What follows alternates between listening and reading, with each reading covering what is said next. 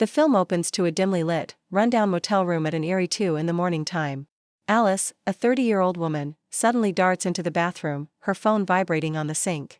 It's her husband, Eric, calling. His voice is warm and caring as he reminds her about their upcoming fertility appointment. Alice answers with a gentle tone, masking the tension, pretending everything is fine. However, things are far from fine. Alice isn't alone. She's with John, her coworker and secret lover. She's betraying her husband, hiding her affair with a man she's also supposed to trust as her best friend. Once the call ends, Alice and John leave the motel quietly, pretending nothing happened. They get back on the road, their secret hanging heavily between them. As they drive, Alice and Eric's long-standing struggle to conceive becomes clear. Eric has been patient, understanding, always hopeful. Yet, behind his back, Alice is leading a double life. An unexpected problem arises when John notices the fuel gauge plummeting even though he filled up the tank the day before. They stop at a desolate, barely lit gas station to refuel. John steps out to fill the car, while Alice enters the station's small shop to grab coffee. The moment Alice steps inside, something feels wrong. The store is eerily silent. No customers, no staff. She calls out, but there's no response. After leaving money on the counter, she decides to leave, but as she turns around, she notices something strange, blood smeared on the wall. Before Alice can react, a sharp gunshot rings out, piercing her arm. More shots follow, and she dives to the floor, her panic growing. Outside, John, oblivious to the danger, hums along to his music. Alice struggles to stop the bleeding, peeking through the store's front window. There, across the street, she spots him, a sniper perched high on a billboard. The billboard ominously reads, "God is nowhere." In a desperate attempt to reach out for help, Alice tries to grab her phone, but the sniper shoots it, shattering the device. Now, wounded and trapped, Alice spots a walkie-talkie on a desk, a potential lifeline, though it's within the sniper's line of fire. Alice hurls a nearby snack bag into the air. The sniper takes the bait, firing at it. Seizing the opportunity, she races to the desk, snatches the walkie-talkie, and desperately tries to make contact. A voice crackles through the speaker. She begs for the police, but the man on the other end asks an unsettling question, "Is my wife, Amelia, in there with you?" Alice, shaken and confused, responds with a firm no, but the voice promises to call the authorities. For a fleeting moment, hope flickers. But then, the man lets out a cold, eerie laugh. The truth hits like a ton of bricks, the man speaking is the sniper. He warns Alice that if she disconnects, he'll come down and finish the job himself. Meanwhile, John realizes the fuel leak has worsened. Concerned about Alice's prolonged absence, he enters the store to find her, but the moment he spots her, he's shot in the neck. John collapses to the floor, struggling to speak as his life slips away. Alice watches in horror, helpless to save him as another bullet ends his life. Now truly alone, Alice tries the radio again, hoping for someone else. But each attempt only connects her to the same voice, the sniper, who coldly informs her that she's the only one left in the store. In a moment of clarity, Alice spots the light switch across the room. If she can turn it off, maybe she can escape. But the shelves around her are too close to the switch, and bullets whiz by her as she tries to make her move. With a burst of adrenaline, she shoves the shelf aside, diving toward the switch and flipping it. The store plunges into complete darkness. That's when the sniper reveals the terrible truth: Amelia, his wife, is already dead. He killed her because she was unfaithful, and the confession strikes Alice like a blade. Alice, too, has been unfaithful. Is that why she's being targeted? Or is this all just a horrific coincidence? A car pulls into the station. A man, Doug, steps out and enters the store, looking for his girlfriend, Amelia. Seeing him, Alice quickly warns him to stay low and tells him about the sniper. Alice begins to suspect that Doug might be the man Amelia was seeing. Doug insists he isn't involved, explaining that he and Amelia worked together and were just dating. As Doug approaches the counter, Alice notices the sniper hasn't fired since Doug's arrival. The silence makes her suspicious. Doug assures Alice he isn't the sniper. He tries to ease her fears, urging her to talk directly to the man on the radio. Time is slipping away, and Alice realizes they have to act quickly. With the sniper still silent, Alice suggests Doug run to his car and grab his phone, offering to create a distraction. After a moment's hesitation, Doug agrees. But just as Doug reaches the car and tries to grab his phone, a bullet strikes him, sending him to the ground. The second shot destroys the phone. Doug is dead. This confirms everything Alice feared: Doug wasn't the sniper, and now she's sent an innocent man to his death. Guilt consumes her, and her only chance of escape seems to have vanished. The sniper returns to the radio, his voice cold as he accuses Alice of murder. He claims she knowingly sent Doug to his death. But the sniper doesn't stop there. He begins to delve into Alice's past, revealing he saw her at a convention and already knows who she is. In his mind, she's a cog in a corrupt machine, someone working for a pharmaceutical company that pushes dangerous drugs. Alice insists she's merely a social media manager, but to the sniper, that only makes her guiltier. He sees her as the one who helps perpetuate the lies, the face behind the deception. The sniper methodically uncovers her past, exposing her company by name, accusing her of betrayal, and labeling her as self-serving, a person who trampled over others to climb the corporate ladder. Then he drops the most damning accusation: Alice once falsely accused a man of sexual assault to further her career.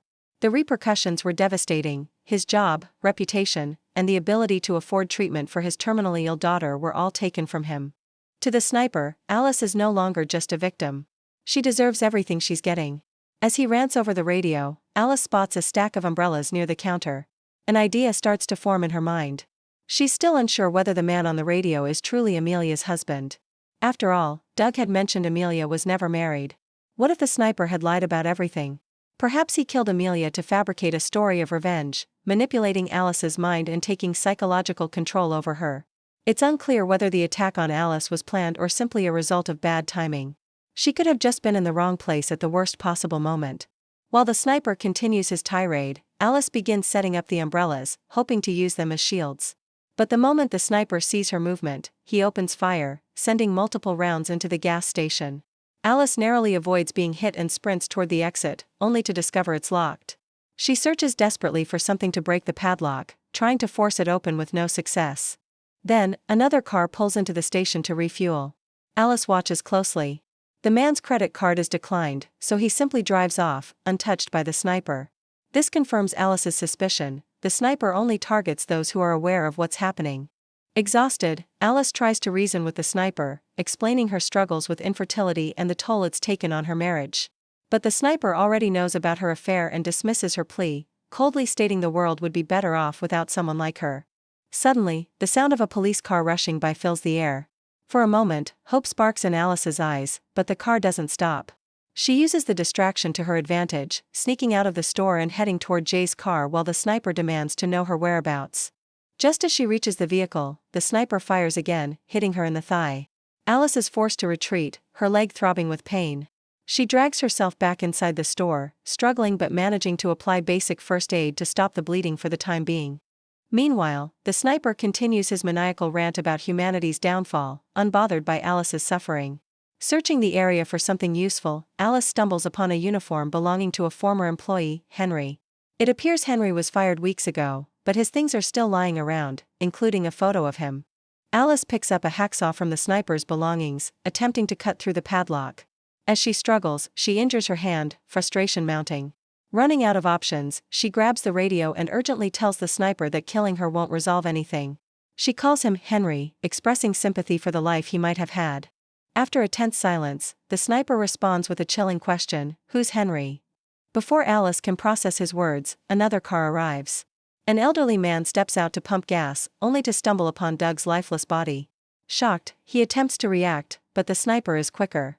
The man is shot dead before he can make a sound.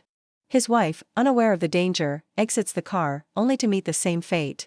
Alice watches in horror as the innocent couple is gunned down in moments. The sniper returns to the radio, claiming that Alice and he share a darkness he calls the evil gene. He suggests she will pass it on to her unborn child. Alice, however, rejects this notion, asserting they are nothing alike. She confesses that she chose not to have children, fearing the world would poison them, or worse, create a coward who hides in the shadows, taking innocent lives. Then Alice notices a young girl, Cindy, sitting in the car, frozen in fear after witnessing her grandparents' brutal deaths. Alice pleads with the sniper, begging him to spare the child, but he coldly assures her that if he truly wanted to kill Cindy, he would have already done so. He then asks Alice if she would be willing to sacrifice herself to save the child. Without hesitation, she agrees. The sniper gives her 2 minutes to help the girl escape. Alice turns to Cindy, urging her to run, but the terrified child refuses, too afraid to face the unknown. Instead, Cindy runs back into the store, seeking safety beside Alice. With no other choice, Alice blocks the door and resumes her attempt to cut through the padlock on the exit gate. Meanwhile, the sniper begins descending from his perch, walking toward the store, ready to finish what he started.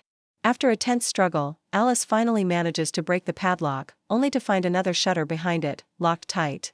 Her escape remains impossible. Realizing she has no other options, Alice prepares for the final confrontation, hiding Cindy in a corner, gathering whatever weapons she can find, and bracing herself for what's to come. The sniper enters the store, calmly searching for her. As he moves through the aisles, he speculates aloud, wondering if he's been sent by her betrayed husband, or perhaps a coworker she betrayed to climb the corporate ladder. He even entertains the idea that he might be a grieving father whose daughter died from drugs linked to her company. When he reaches a corner, Alice springs from the shadows, driving a metal rod into his back. But it's not enough. The sniper fights back, and they engage in a brutal struggle. Alice tries to rip off his mask, but he resists. Cindy watches in terror as the fight escalates. Suddenly, a gunshot rings out, and Alice collapses to the floor, seemingly lifeless. The sniper, wounded but still moving, makes his way toward Cindy. As he reaches for his mask, something unexpected happens. Alice, barely clinging to life, reappears and strikes him with a fire extinguisher, knocking him back. The sniper struggles to rise, but Alice hits him again, this time with full force, rendering him immobile. She drags his body to the hydraulic press and places him on the platform, desperate to unmask him. She hesitates for a moment, but before she can remove the mask, the press activates, crushing his skull in a gruesome end. The identity of the killer remains a mystery, his true motives lost forever. Alice, completely drained, lies on the floor, bleeding and exhausted. Moments later, she takes her final breath. Cindy, having witnessed everything, is left alone in the aftermath. In the final scene, the young girl quietly steps out of the gas station and begins walking down the empty road. The first rays of morning sunlight break through the darkness, signaling the start of a new day. Night of the Hunted, 2023, directed by Frank Calfoun, is a tense, single-location thriller set entirely at a remote gas station, where a woman named Alice becomes the target of a relentless sniper.